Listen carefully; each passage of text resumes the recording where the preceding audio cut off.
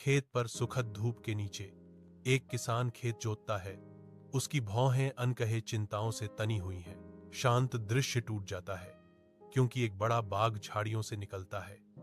उसका अचानक दिखना एक गंभीर खतरा है।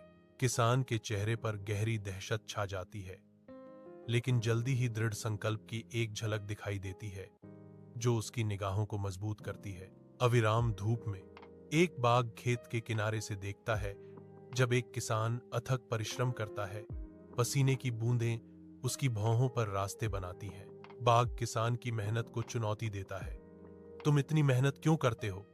मुझे देखो, मैं बिना कुछ किए जीता हूं। किसान जवाब देता है, मेरे पास बुद्धि है, इसीलिए मैं खेती करता हूं। जो बाघ की जिज्ञासा को भटकाता है और एक खतरनाक खेल को जन्म देता है। क्या तुम्हारी बुद्धि इतनी महान है? मुझे दिखाओ। किसान सतर्क होकर जवाब देता है, यही मेरी बुद्धि है, अपनी रक्षा करना।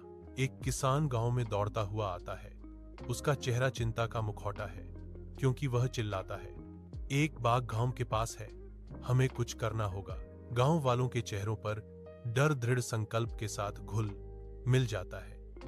जैसे ही वे इकट्ठा होते हैं, हाथों में रस्सियां लिए, उनके बीच एक मौन सहमति होती है। एकजुट होकर वे पकड़े गए बाघ को जंगल में ले जाते हैं।